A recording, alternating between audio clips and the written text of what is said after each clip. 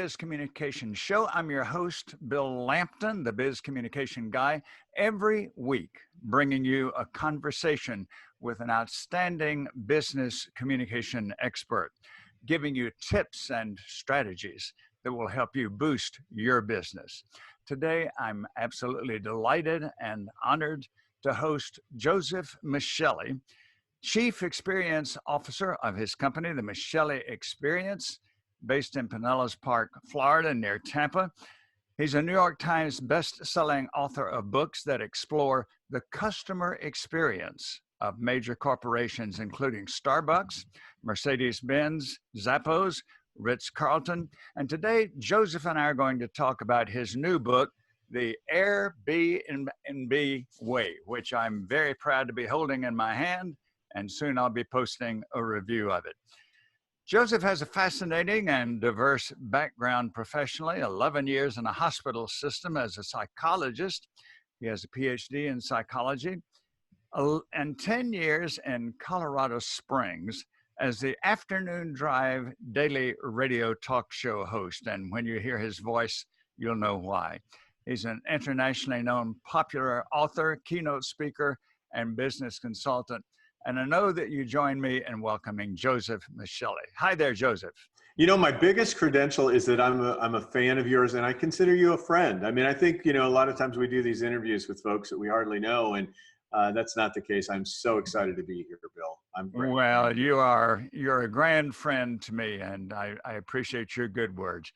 Joseph, the Airbnb word company, that is something that has had startling success, and you have devoted a good bit of time and professional attention to exploring that. So to begin with, explain to us, please, why Airbnb met a felt need. Any company that succeeds, any company that excels has met a felt need. What was that need? How did they recognize it? And how did they go about fulfilling it? Well, in 2008, I was working with the Ritz-Carlton Hotel Company. I was in the Atlanta area working with the founder of the company. And, there were lots of considerations like, should we be able to move this elevated hospitality experience to a place where people could drink beer directly out of a bottle at a Ritz-Carlton? I mean, that was kind of the level we were dealing with. At the same time in San Francisco, there were a couple of guys who were trying to make rent at the same year. And they were essentially deciding they'd use technology to try to get some people to come and stay in their empty room and stay on their air mattresses and feed them Pop-Tarts, uncooked Pop-Tarts. And so they were able to parlay that in about the span of 11 years into a $38 billion valuation. And I think the felt need fundamentally was an understanding that incremental change in hospitality wasn't going to make it.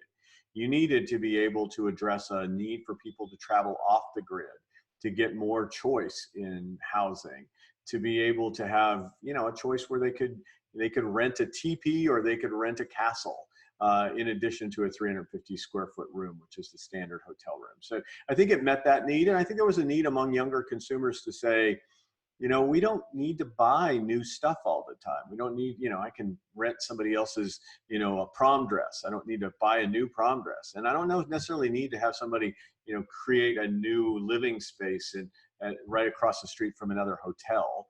So let me just take advantage of existing housing. I think those were needs they saw and they met, and they used great technologies to make it convenient. Well, there's variety in the place, and there's the variety in the people. All hotel clerks might look alike, all hotel rooms might look alike, but that's not true with residences. Not at all. I mean, it's so varied, and the personality of your home is different than the personality of mine. I mean, you could have two homes in a subdivision that are exact same floor plan, and you walk into those two houses, and it is a different human experience in those physical structures. Well, let's think for a minute about how you become a host. For example, I live in a home. I suppose, just open my door and put a sign in the neighborhood. I'm an Airbnb host. How do you go about becoming a host? It's pretty close to that, actually. It doesn't take a lot. They don't vet a lot on that. And I think there's a lot of effort now to increasingly vet on it because of of just making sure that you are reputable. What they often do is make it really easy for you to sign up, and they'll guide you through the entire process of listing a room in your house if that's what you want to do, or your vacation home. What really starts to happen is that the marketplace dictates whether or not you're delivering an experience. So there's all of this ratings that I would do. Let's say you posted your house and you could do it in 10 minutes on the Airbnb website, and I was the first to stay at your house, and it turns out you don't have a clue about what it means to deliver hospitality. So I rate you down on all these things. It's going to be very difficult for you to get another listing, because the artificial intelligence of the thing will take those ratings and make it harder for your listing to rise to the top when people search for it. Well, if I want to be a host, is there any kind of coaching or training? Is there a guidebook? Are there classes I go to, seminars, what? I'll tell you, there's a ton of training online that's communicated to you. If you're having problems, let's say you start off and you do have a problem in cleanliness of your space, you're going to get emails and just in time saying, here's some things you can do to help move up your ratings, because that's the bread and butter of you being able to attract people. So there's all kinds of training. They brought in Chip Conley, who's one of the premier hoteliers in the world, from Joie de Vivre Hotels, and he helped really develop the curriculum that people who are just really starting off in business, maybe not even see themselves as business owners, just want some incidental income from their existing property. He created the curriculums that help them move into the hospitality space.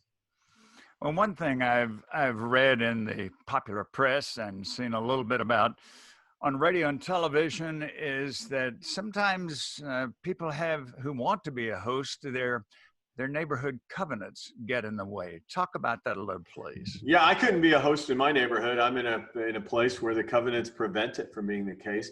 I think, one of the things that Airbnb has done is try to enable people to have discretion on the use of their own personal property. That said, they also encourage people to be good neighbors and to be responsible hosts, not just in the way they treat their guests, but the way they treat their neighbors. Ultimately, this is one of those really difficult decisions that municipalities have, that neighborhoods have. But if you're a responsible host, why should you not be able to keep your home if it requires you to sublet that home out? And I've talked to many seniors who have what I would call housing insecurity. And if it weren't for the fact that they were able to get some incremental income off of the one asset that they can leverage for that, they would not be able to keep their homes. Some people resort to reverse mortgages where they're trying to live off of the equity in their home at the risk of losing their home. So, at a fundamental level, this is a property rights issue, but with every right comes a responsibility. And if you're not a responsible host, you put a bad name on the entire proposition of people using their houses as such. Speaking of not being a responsible host, let's say, Joseph, and I'm an Airbnb guest, and so I've picked this place, I've made a reservation, I go there, and almost from the outset, it's an unpleasant experience. Well, what rights do I have? Well, I think that always there's been well, not always, but early into the brand, you could contact the customer service and they would typically be very responsive to your needs.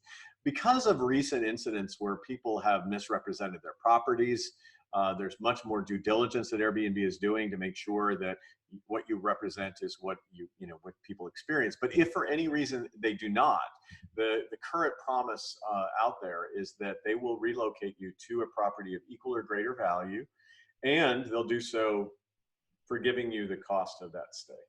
So that's the new iteration of trying to build safety and security. And from what I've read in your book, Airbnb acts very quickly to make sure that the guest is satisfied. It really, I think ultimately, if you think about this marketplace, Bill, the ultimate person they want to try to protect is the homeowner. So they protect them with insurance and security and, a safety, a guarantee of $1 million if someone does damage to your property, because it's easier to attract the demand than it is the supply in this space. It is harder to get Bill to say, I want to let my house open to strangers, than it is for us to say, hey, I'm willing to go and stay at somebody's vacation house, right? So because of that, I see them first and foremost taking care of the host community. And now I think increasingly you're seeing them try to find guarantees for the guest community as well. It's interesting. You mentioned having been in Atlanta, that's near where I live. Uh, Many people who think of Georgia, of course, think of the Masters Golf Tournament. And the Airbnb principle has been going on there for decades, where during the week of the Masters, homeowners will take a vacation. They will rent their house out for maybe $10,000. Somebody's Yeah. willing to pay that. And so it's not entirely a new concept. The difference is that these three people were able to found it, to organize it, and to take it way beyond Augusta, Georgia, and make it international. Do you have any knowledge of how many countries Airbnb is represented in? Yeah, it's a staggering number. I want to say 170, countries and municipalities, or countries and country states that they're represented, and they're just a global phenomena. I was at an event with Jim James from Augusta not too long ago for a PGA event, where the first female president of the PGA was present as well, down in Jupiter, Florida. And I can tell you that many people, as much as something like Augusta would attract all these people and people would see the wisdom of it, the marketplace was still hard to figure out. I mean, how do I find that house? What's the network that requires me to do it? So I think these guys just figured out a way to make the marketplace easy. Just like Uber makes it easy for somebody to give their car up in use to somebody who needs a ride across the street, right? It is that marketplace creation through technology that they've leveraged very well, and then inspired the people who put their properties on the market to try to be a host, to really be giving hospitality through basic service, and then what I often call enlightened service. And from what I find in the book, and in a large majority of these cases, it's not just being a host. The host and the guests often become friends. They establish lasting relationships. Yeah, this is brilliant of you. That's your ability to read through just the you see the subtext. I mean, one of the things that happens for people, I think, is when you serve others well, it serves you. And it serves you not only economically, but it serves your sense of purpose in life. And it often builds community. And community, I fundamentally believe we are social beings. And so if we are able to take care of others well, we get a benefit from building these social networks. And time again, people talked about long-standing relationships and people coming back over and over again to maintain a connection to that host because they just felt cared for. There's something else that I thought was very interesting, and that is that the guest and the host can fairly well agree at the outset what their interaction is going to be. You gave an example in the book of one lady who had been, I think, maybe hiking for several days, and she was weary and she just wanted to be clean and be quiet. And she let her host know, I just might be in my room most of the time here. Yeah. The Yeah. host honored that. And at the end of it, they had some interaction. But that's very good that you can say, here are, I guess we could call them boundaries or expectations, and those are honored.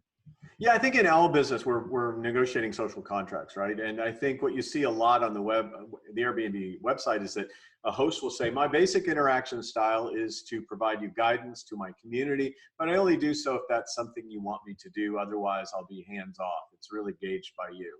I think all great service, and Denny Meyer put it this way, the great service is reading the invisible sign of the person you serve. So is the invisible sign saying, interact with me, engage me? Is the invisible sign saying, guide me? Is the invisible sign saying, leave me alone? I need to recreate and regenerate myself. And that story, which comes out of the outback of Australia, is a case where a lady had been in the outback for a long time, and she was just needing some comfort, pampering time in the bath before she went back to the United States. I think, Joseph, that every major company that you have worked with often comes up with a catchy but really meaningful slogan. And I like the one with Airbnb, belong anywhere. Comment on. Yeah, so simple. But if you think about Maslow's hierarchy, the basic bottom line is we have to take care of our safety needs. We need to have housing and food. Then we need social things like feeling like we belong to something. And then we need to self actualize, meaning live our potential. And what Airbnb has really said is that what if we could do more than just provide rooms for people to stay in? What if we could create a sense of belonging every time they come to a place, that they feel like they belong in, Bill's home, or they belong in Joseph's home, that they are welcome here. And if you think about it in the broader sense of business beyond an accommodations provider like Airbnb, what if every time somebody came to your website, they felt like, wow, I'm in the right place. People are excited to see me.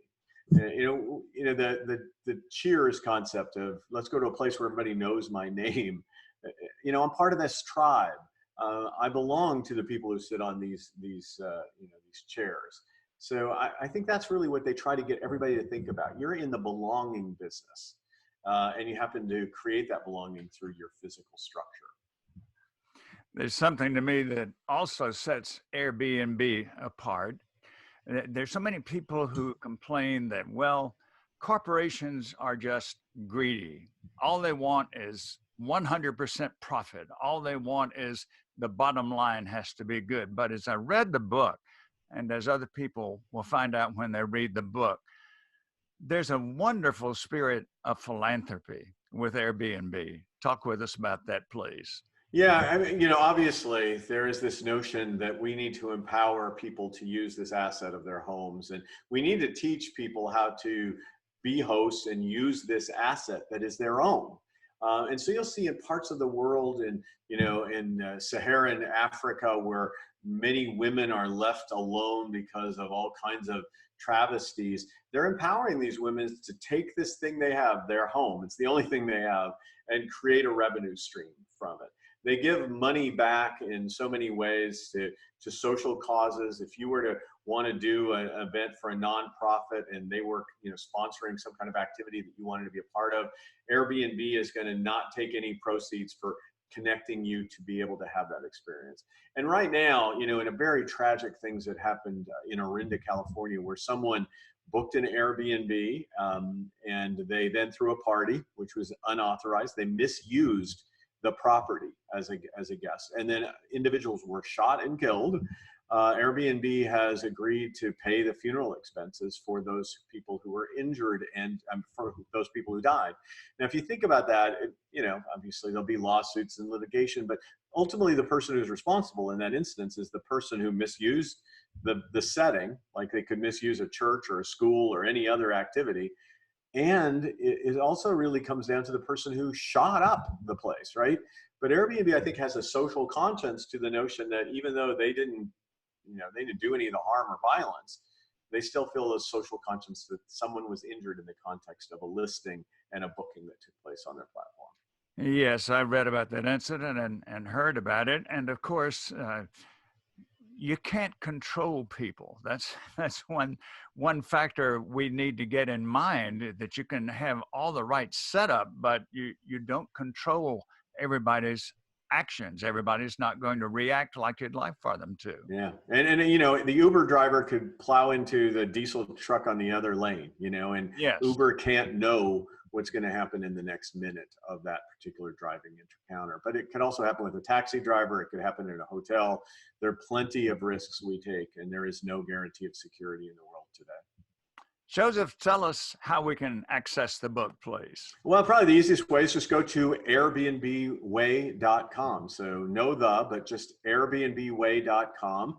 And there you'll find information about the book, how you can order it. You can also register for a trip to San Francisco. No purchase required, but you can go to San Francisco if you win the contest, and you can visit Airbnb's headquarters in San Francisco along with the stay that we're sponsoring. So just check out the website, airbnbway.com, and enter the contest. And if you're interested in the book, you can click on one of those links as well. Okay, we know how to find the book. Now tell us how to find you. Well, just find you, Bill, and we're hanging out together, so they'll find me. I'll be tagging along. Oh, either that, or you can go to josephmichelli.com. That's josephmichelli.com. Joseph, this has absolutely been fascinating. You have intrigued me for years as someone who researches a topic so thoroughly and yet puts it in the language that every one of us can understand and appreciate. Your writing is clear, it's beautifully organized, and it's people-centered. That's what's so intriguing about it. Thank I you. think that's why we get along. I mean, truly, you make a great contribution to leadership and to communication. And I have valued your insights, your thoughts, and, obviously have connected you with my colleagues and you've connected me with yours. And it's really been a wonderful professional relationship. And I think that as much as people probably get this by listening to you, they have no idea how an amazing human being you are beyond your knowledge set. So thank you for being who you are. And I'm grateful for this time. I'm grateful for that. And for once, my friends would be surprised I'm at a loss for words. Joseph, since you've given your contact information, I'm happy to give mine for listeners and viewers of the Biz Communication Show. Bill Lampton, the Biz Communication Guy. So logically, my website, bizcommunicationguy.com. Invite you to go there, check out my services for corporations and leaders. Give me a call. I'd love to talk with you about your communication needs and problems and how I can help you address them. Joseph, what closing thoughts would you have, please? I really think, in the end, businesses succeed when they practice otherness, when they understand that their value is in creating value for others. And when you create value for others, so much comes back to you in return. Airbnb has certainly demonstrated that 10 years of figuring out how to give people value in a marketplace of accommodations has generated great value for those leaders as well. May we learn from them, and I'm very grateful for this. There are not many businesses that have a first decade like they've had. They've had a good run. Yeah, it's been meteoric. I would have wished I could have invested in them early on, but no one gave me the opportunity. Joseph, thank you so much for being with us. Thank you, Bill. And thanks to those of you who have joined us either on the podcast or on the video version. We invite you to be with us again next week for another version of the Biz Communication Show. I'm your host, Bill Lampton.